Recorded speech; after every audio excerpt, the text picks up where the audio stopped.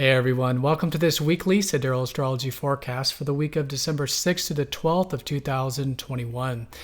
All right, so an important week astrologically. We are in the eclipse month. We did just have a solar eclipse last Friday. And so this week is great for carrying forward any new energy from late last week, any new perspectives, any shifts and changes to our life path, and fundamentally about reconnecting with the deeper side of life and the deeper side of ourselves. Now, the sun will be going into a fucus here on Monday, so it's really starting these next roughly couple weeks of excavating not only the deeper side of things, but maybe doing some healing. Physical, spiritual, mental, emotional. Great to be focused on these things, especially with this eclipse energy anyways. Tuesday, Mercury squares more receptive Neptune, so our minds are a bit in the ethers around Tuesday. Maybe good to channel that constructively through spiritual activities or imagination and creativity. Things like that can be great. Also, compassion with our communications is great as well.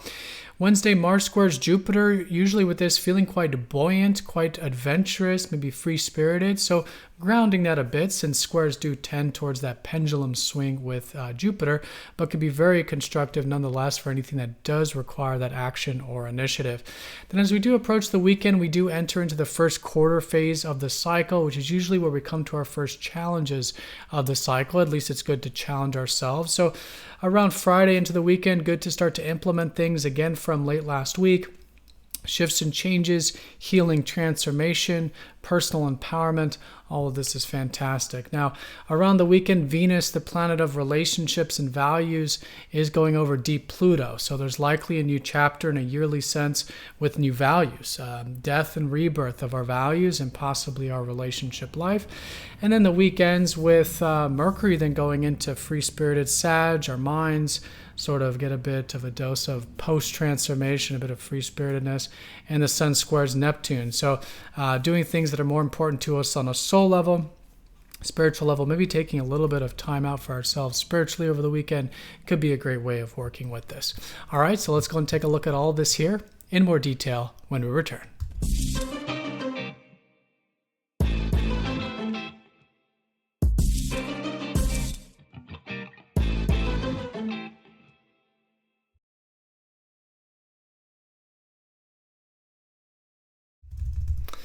Alrighty, so here's the sky for this week. We're going to look at this for each day of the week, starting first with Monday, December 6th.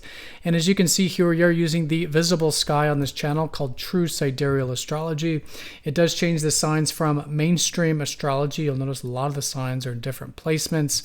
A good example is a fucus. We don't use that in mainstream. So if you are new to True Sidereal, definitely check out that link down below for more information because the signs are different. All right, so let's go and do a quick recap just to see where everything is coming into the week. Again, this whole eclipse energy is really the major theme of the week. Any new beginnings from late last week are really good to start to implement, especially the later part of this week as we do enter that first quarter phase, the action-oriented phase of the cycle. But it's all about deep energy with Scorpio and now the sun shifting into a fucus on Monday. All about excavating the deeper dimensions of life. And this is, of course, for ourselves to reclaim the hidden, lost, or even exiled parts of ourselves, the parts of life that we've shunned away or, placed some negative value judgments about or buried under the rug. Now is a great time to lift up that rug and re-embrace these qualities of ourself, because we all have the full spectrum of life, the quote-unquote good and the quote-unquote bad. All this full spectrum is the human experience. And, Scorpio and a fucus are all about re-embracing, especially a fucus, redeeming these qualities of ourselves and of life, which leads to us being more connected to our true self, which is the full spectrum, leaves us feeling more empowered, great for healing, transformation, facing fears, all this kind of stuff. Excellent during this month, really. Now, Mars is in Libra, so when it does come to where we're asserting ourselves and some of that fire energy, it's great to do so towards justice, what's fair and right and balanced. There is likely this energy collectively still. So great for asserting ourselves in terms of really bringing the scales back to balance. What is fair? What is just? What is mutual? This is a great area to put that fire energy. And Venus is finishing up Sag this week, so there is this, still enjoyment of the free-spirited energies, expanding our horizons, maybe a bit adventurous mentally or literally, can be enjoyable. And especially coming into the week with the moon here on Monday, maybe some themes around this. And of course, we'll talk about that Venus-Pluto conjunction in Sag, which will be over the weekend. All right, but let's go and break this down now one day at a time, starting first with that Monday.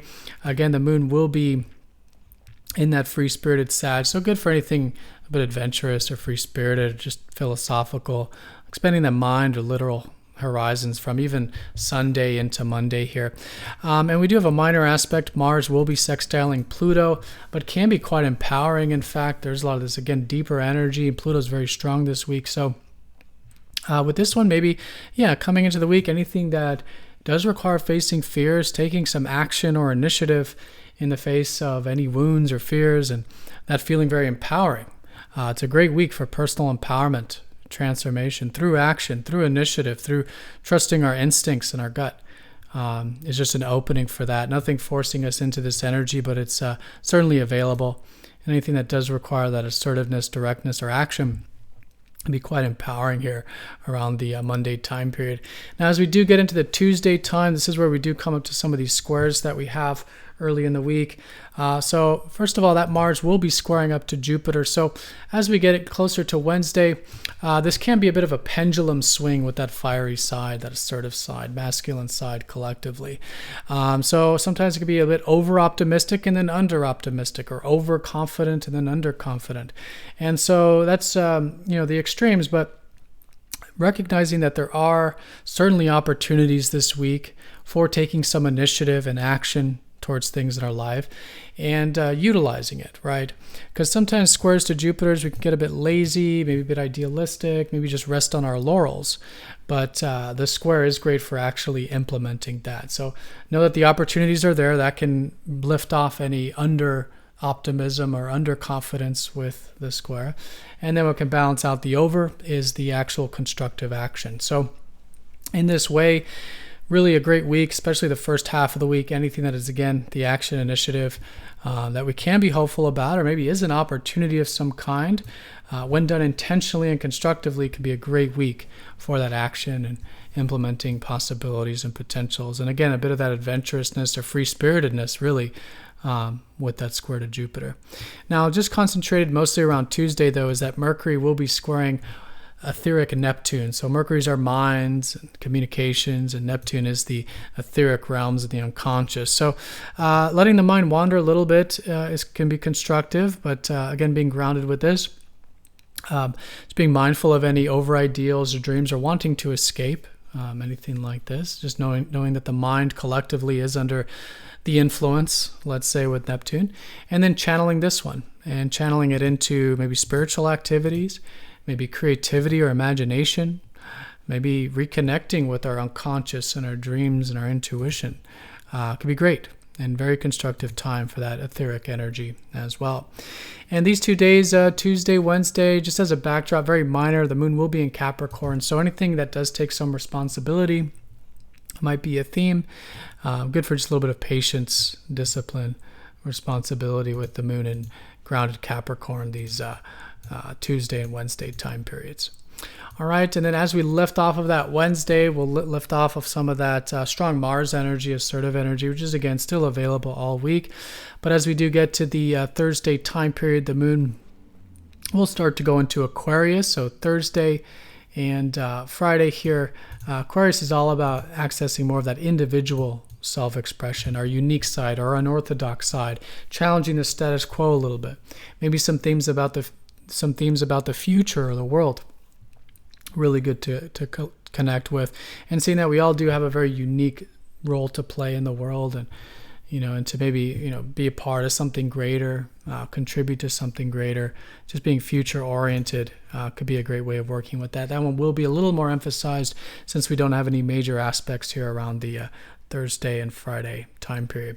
But as we do approach Friday, that is where we do come up to the first quarter phase. It's where the moon does square up to the sun in this eclipse cycle, and so we'll likely come to our first challenges collectively of this lunar month. And again, it's just good to challenge ourselves and implement those new perspectives since late last week in the context of personal empowerment, transformation, and healing. And in this sense, maybe there are some things that we can challenge our own status quo with. Moon in Aquarius is all about listening to our excitement and doing things because it speaks more to our true self. But that can be challenging sometimes, especially when we're having to reintegrate the deeper side of ourselves. So reconnecting to, again, our core, what's truth, what really matters, depth, the real raw side of ourselves, but in such a way that, maybe is freeing. Maybe it's about letting that out, that individual self-expression. Maybe contributing to something, or just connecting with friends or online stuff or something, like this, where we're a part of something greater. In the world in the future can be very constructive way of challenging ourselves with that first quarter moon. And as we're approaching the weekend in general, Venus is getting very close to Pluto. They will conjoin on Saturday. And Venus being about our values really makes this a whole yearly, this happens about once a year, a yearly transformation of our values. And so good to do that over the weekend. Pluto has this energy of death and rebirth. So perhaps letting some of the old values or, past values, be released, things we enjoy, things we want, even relationship energy, things we enjoy, we want, values. And from that comes the rebirth, right? And that's typically how Pluto works, is through the death comes the rebirth, right? So being non-attached, allowing for the quote-unquote death of what we want to attract, what we value in life. And from that comes a new beginning.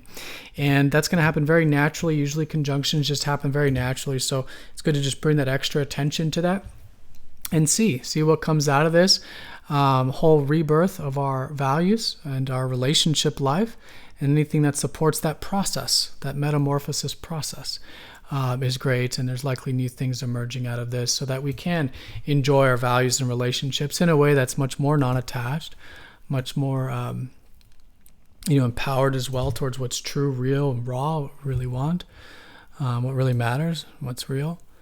This kind of thing. Very important week for that. Perhaps the most important aspect of the week, in fact, being a conjunction.